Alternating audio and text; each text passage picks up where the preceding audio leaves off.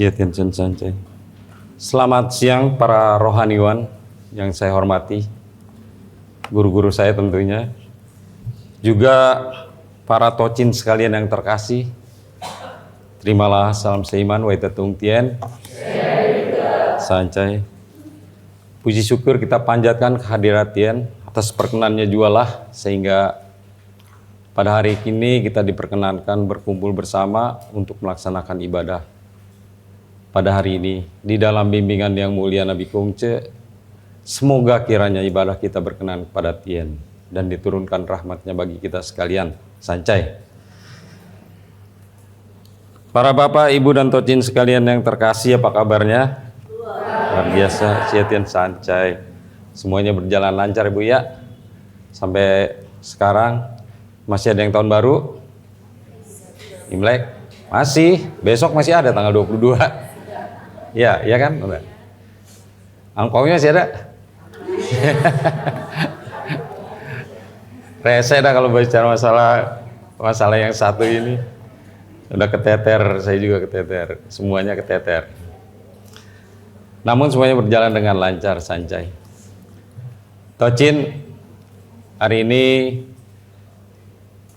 kita akan sama-sama membahas satu ayat yang terdapat di dalam kitab Sesut tentunya. Yang mana kita akan berbicara tentang jalan suci Nabi Kongce. Nabi Kongce pernah bersabda kepada Cengco, dikatakan bahwa Cam, ketahuilah jalan suciku hanya satu, tapi menembusi semuanya. Cengco berkata kepada murid-murid yang lainnya bahwa sesungguhnya jalan suci Nabi Kongce ialah Satya dan Tepa Sarira. Kalau kita lihat di sini ada tulisan Chungse, di mana adanya? Di banget. Boktok. Nanti kita aplikasikan dengan kegiatan agama kita sebelum dan sesudah tahun baru Imlek sampai pada kemarin kita melaksanakan ibadah Sengyuan. Ya. Sedikit saya ke bawah dulu boleh nggak? Sama-sama kita belajar.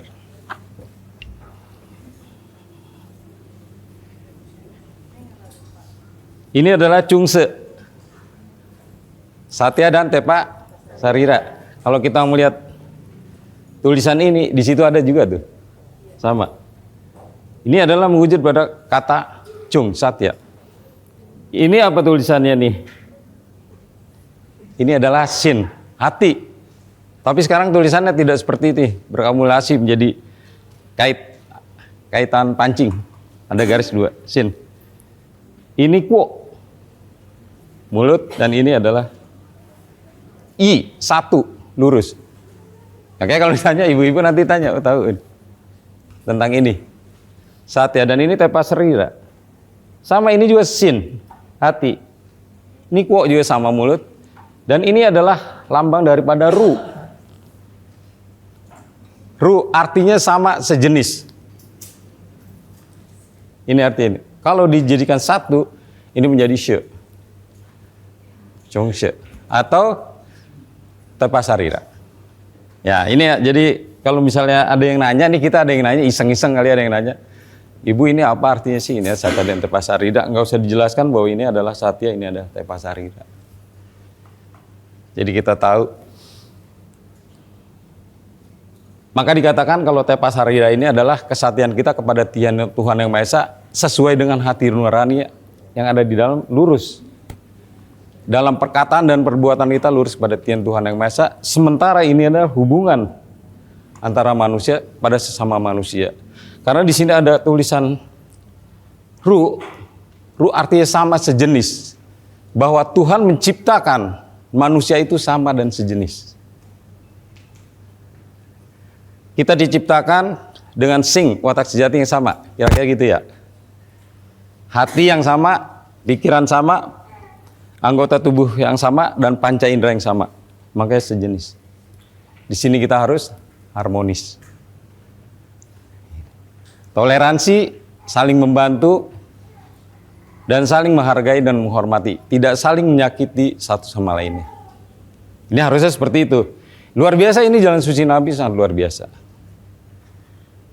Penuh makna dan arti. Ini luar biasa. Makanya Nabi Kongcu ada yang menyebutnya masalah filsafat. Filsafat atau filsuf. Filsuf adalah yang mempelajari tentang benar-benar kebenaran itu nyata dan ada, itu filsuf. Bukan hanya sebagai seorang nabi.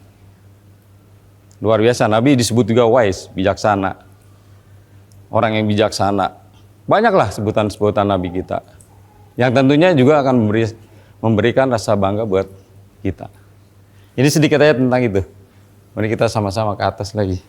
Balik ke laptop. Serangkaian peribadahan pada saat menjelang tahun baru sampai dengan sembahyang Sangyuan kemarin pada saat Guan Xiao. Kita pahami yang pertama,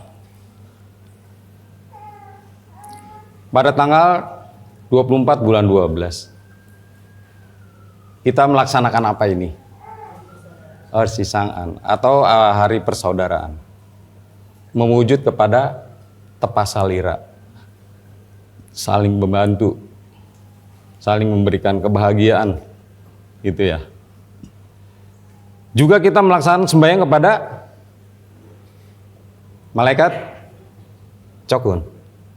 Katanya malaikat Chokun adalah malaikat yang menyampaikan hasil perbuatan kita selama setahun. Hati-hati, perbuatan kita sehari-hari dicatat oleh malaikat. Sampaikan kepada Tian, Tuhan Yang Maha Esa. Menjelang malam tahun baru, apa yang kita lakukan persembahyangan? Kepada leluhur. Itu mewujud kepada kita rasa bakti kita. Dan kita ingat kepada leluhur kita. Bahwa kita hadir di atas dunia ini, tiada yang tanpa orang tua. Benar gitu ya? Ada yang lahir tanpa orang tua? Enggak ada. Enggak ada, ini satu. Malam harinya kita melaksanakan sembahyang pergantian tahun. Sujud satya kita kepada Tien Tuhan Yang Maha Esa. Esok paginya kita melaksanakan ibadah hari pertama ya, tahun baru Imlek. Di sini awal kita sebenarnya Tocin, membuka hati kita menuju jalan yang lebih baik. Karena pada saat ini sebagian kita selain mengucapkan selamat tahun baru Pung Celi, kita saling membuka pintu maaf bagi siapapun. Kira-kira gitu ya? Benar nggak Bu? Yang betul 1-2 orang. Yang lainnya masih ada dendam. Benar kan gitu?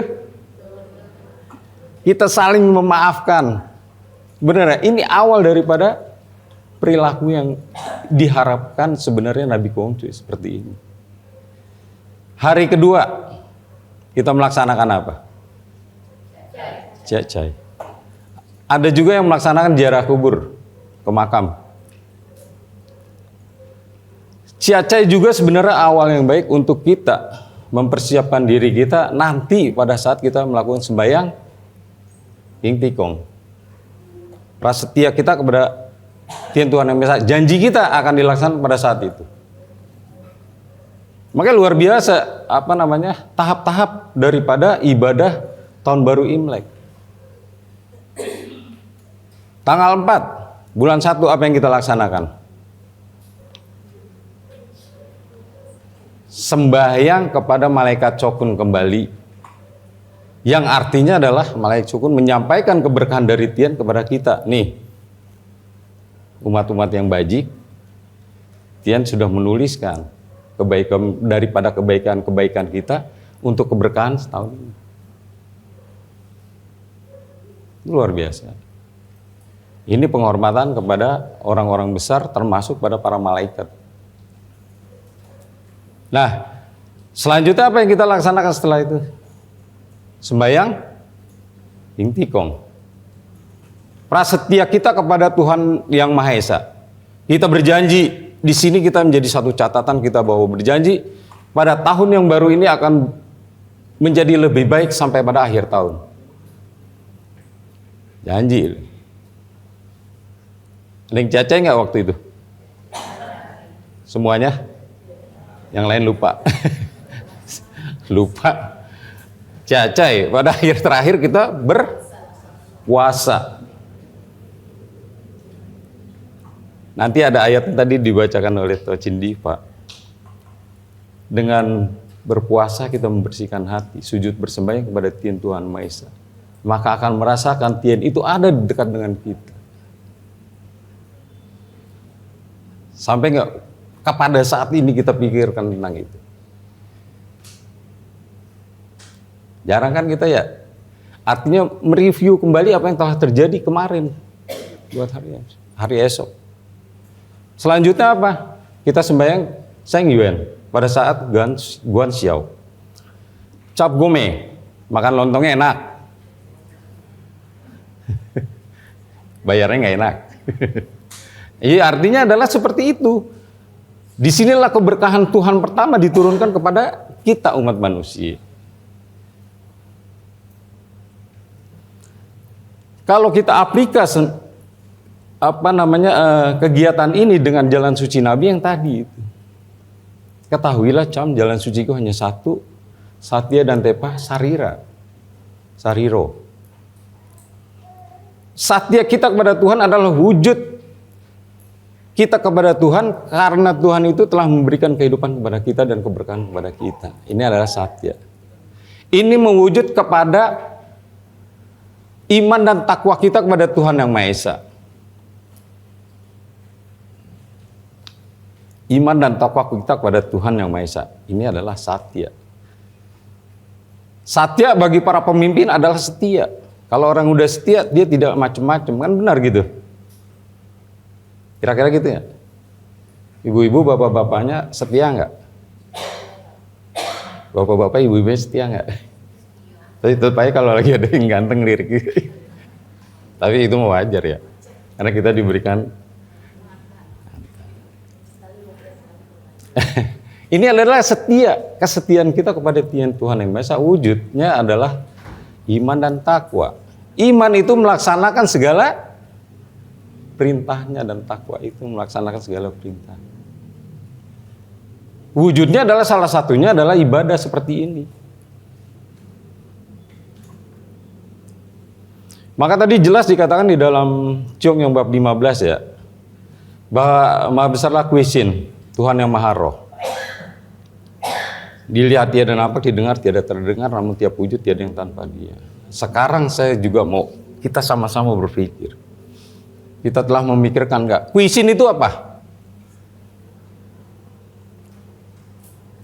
Tadi dikatakan Tuhan yang Maha Roh.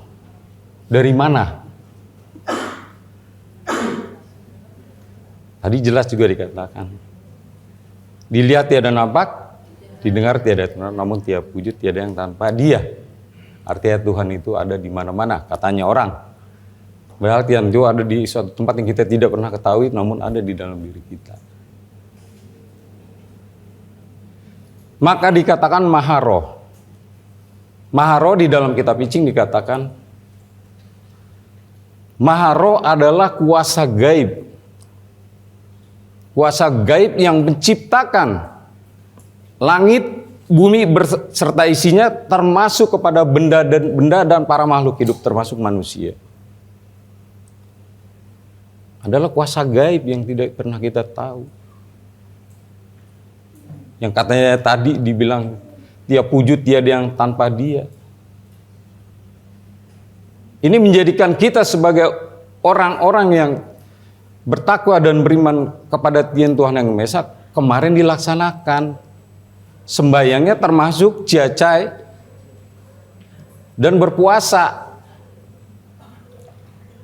Yang akhirnya sujud bersembahyang kepada Tuhan yang Maha Esa.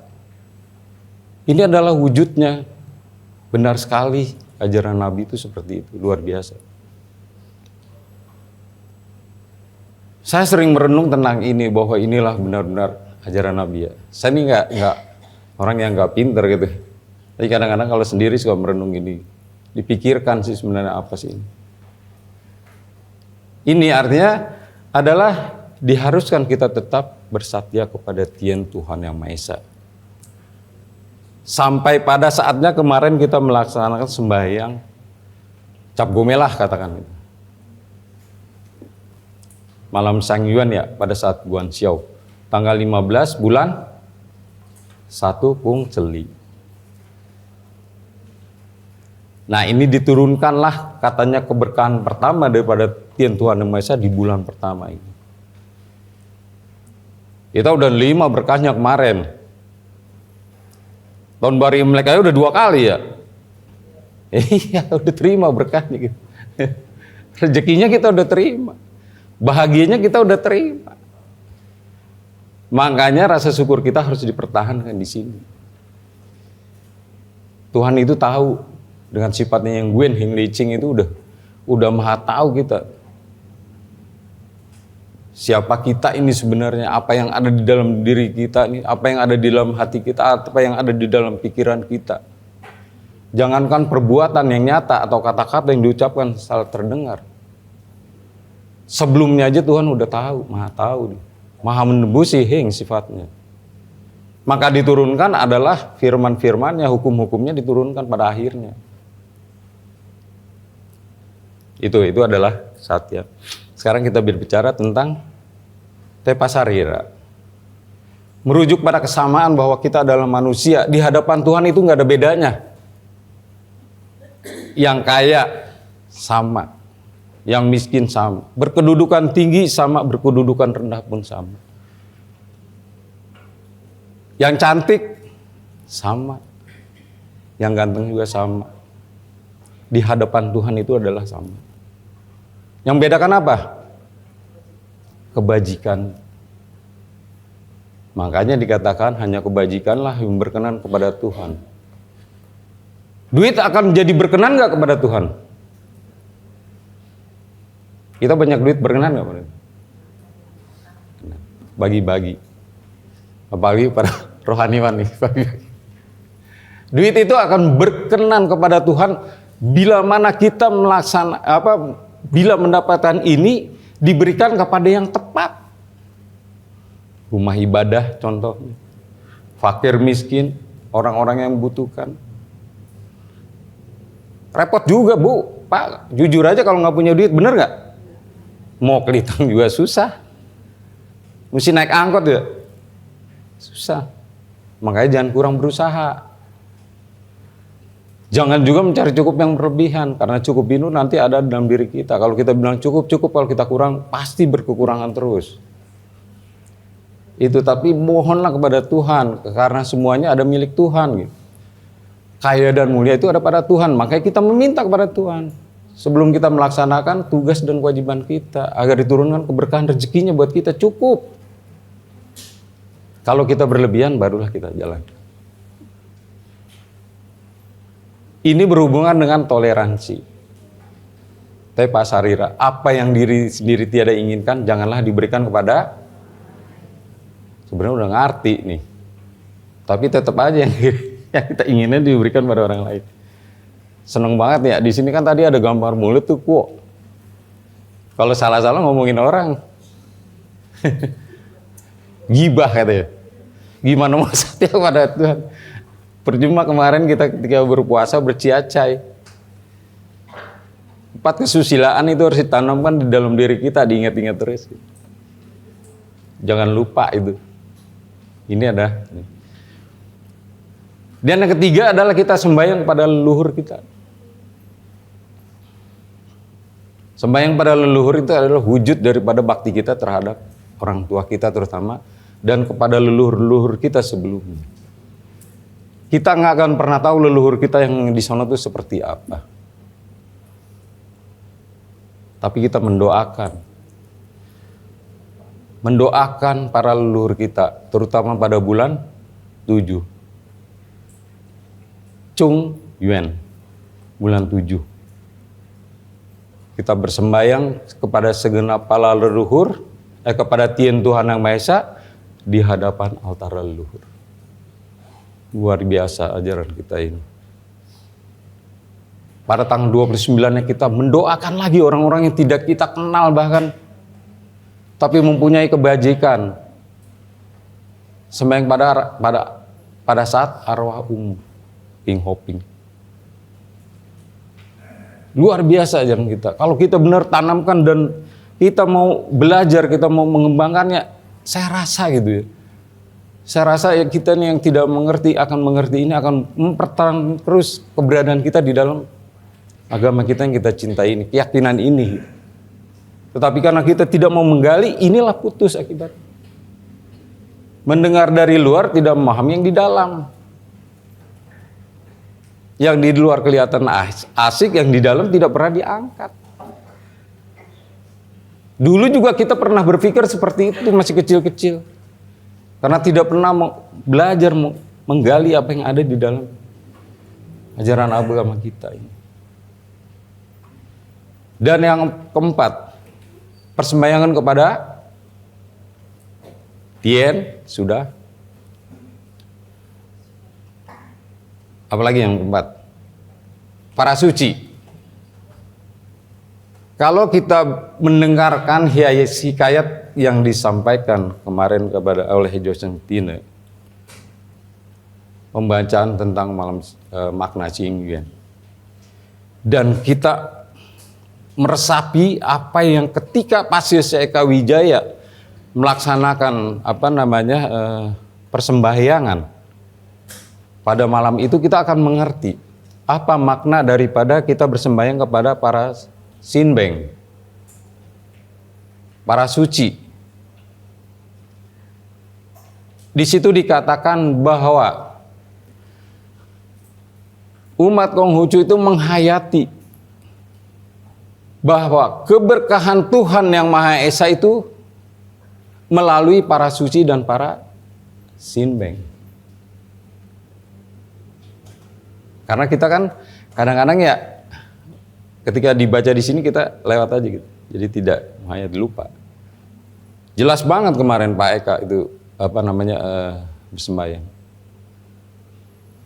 Pernyataan penghayatan kita kepada para suci karena diturunnya keberkahan dan rahmat Tuhan Yesus melalui sinbeng. Dialah perantara kita dengan Tuhan. Makanya jangan tabu kalau kita berbicara marah sinbeng. Tadi kan sudah dibacakan oleh Tocin Diva. Salah satunya adalah memuliakan orang-orang besar. Ini yang dimasukkan itu. Jangan tabu. Dan dimatakin pun diajarkan kita menghormati para warasinbeng. Di Kong Miao ada nggak yang namanya bio atau kelenteng warasinbeng? Di Kong Miao Taman Mini. Ada yang suka masuk ke dalamnya? Ibu-ibu, bapak-bapak? Enggak. Ada ya? Ada. Ketika kita habis bersembahyang kepada Tien, pada Nabi Kongcu, kita bersembahyang kepada para sinbeng. Saya pernah baca di kitab I Ching, ketika Nabi Kongcu membukukan kitab-kitab, ketika Nabi Kongcu membahas kitab-kitab, dia dibantu oleh roh suci yang disebut sinbeng. Itulah. Makanya Nabi Kongcu menghormati para suci. Menghormati para suci. Namanya roh suci ada di mana-mana. Ketika kita panggil dia ada.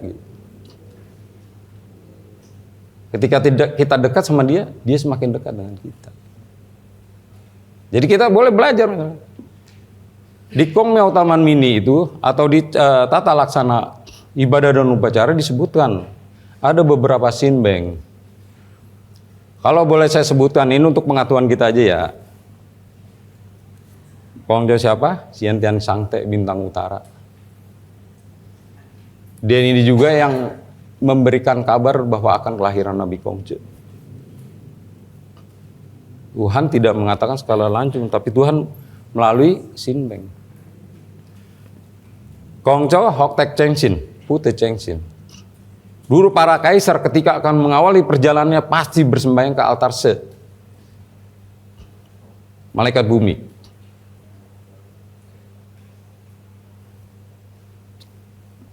Siapa lagi? Kongco, Pankong, Guan Yu. Kongco ini ketika kecil dia membaca kitab Mengce. Ketika dewasa dia membaca kitab Nabi Kungce.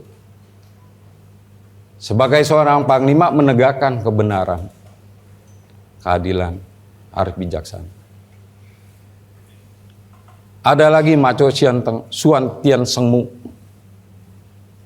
Orang-orang bilang dia selalu ada bionya ada di pinggir laut. Kalau kita baca hikayatnya, dia adalah seorang dewi yang selalu menuntun para nelayan ketika berada di dalam lautan yang tergelombang ombak, dia yang selalu menolong. Ada lagi Kong Tek Chun Ong. Ini adalah Sin Beng yang mengajarkan kita tentang budi bakti kita kepada leluhur. Maka ketika dia meninggal dunia, dia pada saat lagi duduk, kursinya naik sampai ngapung di atas, dia terbang, tapi dalam keadaan meninggal, suci.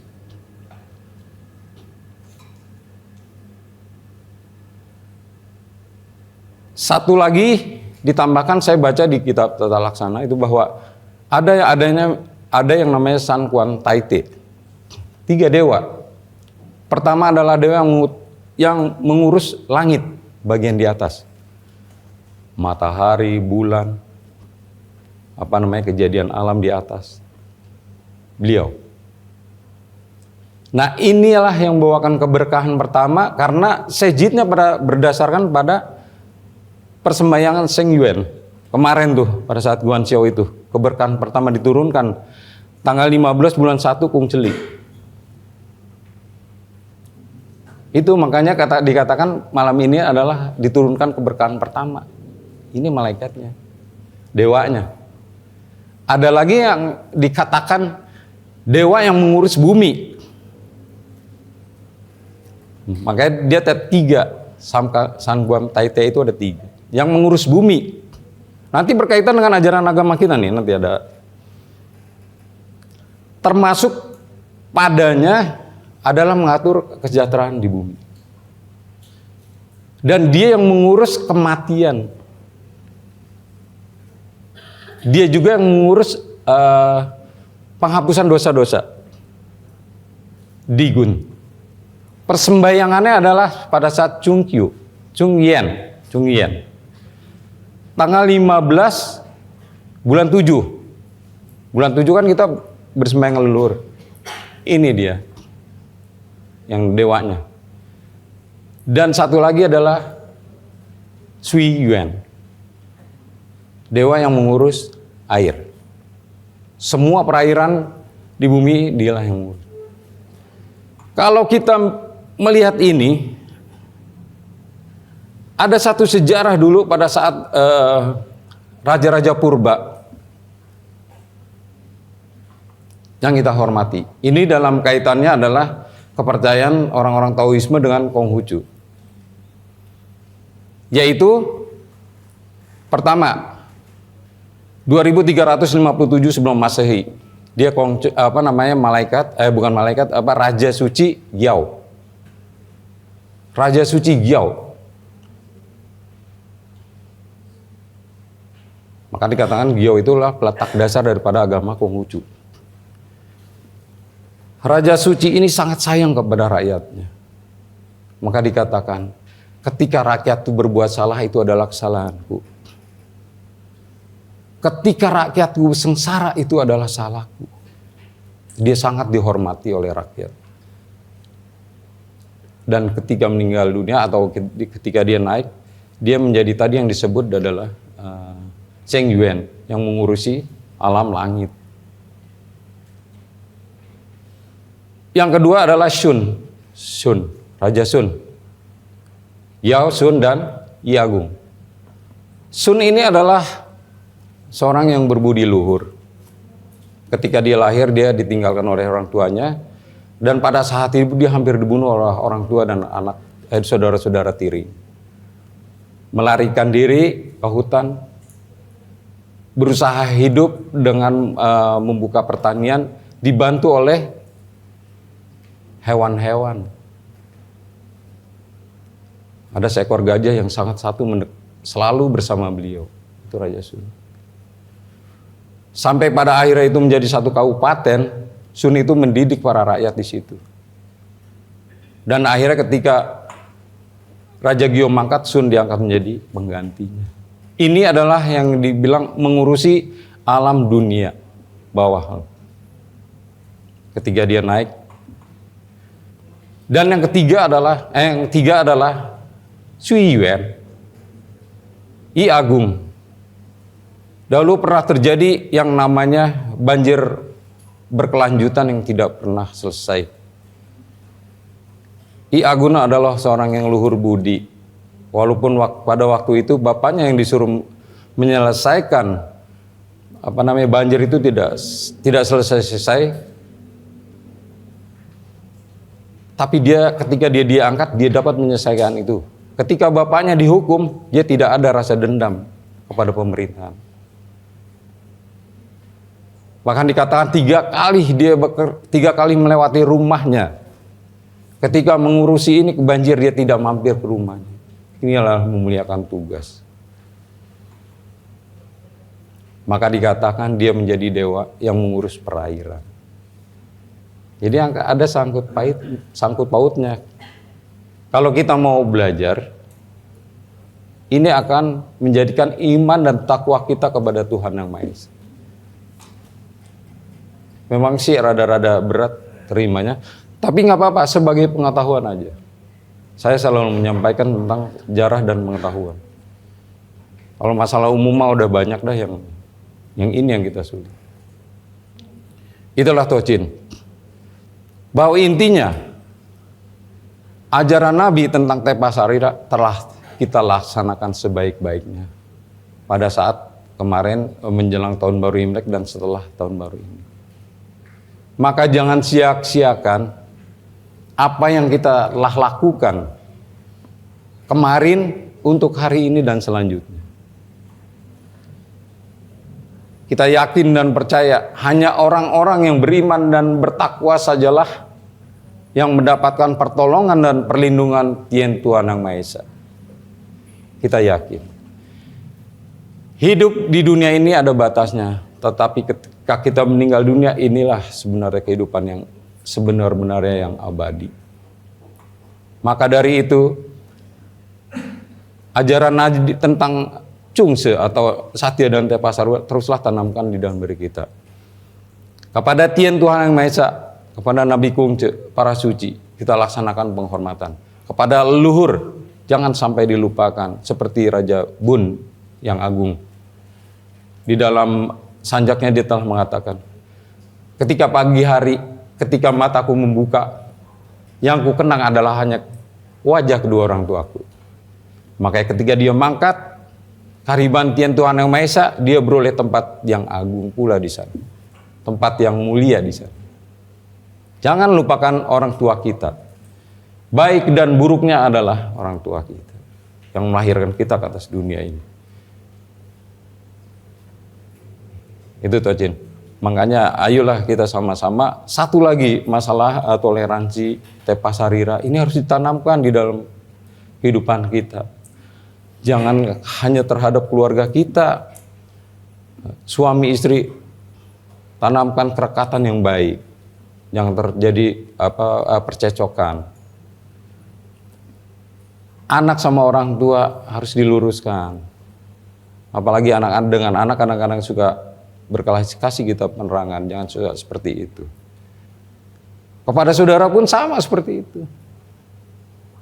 Apalagi kepada teman-teman dan tetangga, dijaga nih keharmonisan ini, jangan sampai terjadi keributan-keributan. Karena kita yakin ketika kita sulit, yang terdekatlah yang membantu kita, bukan orang lain. Itu.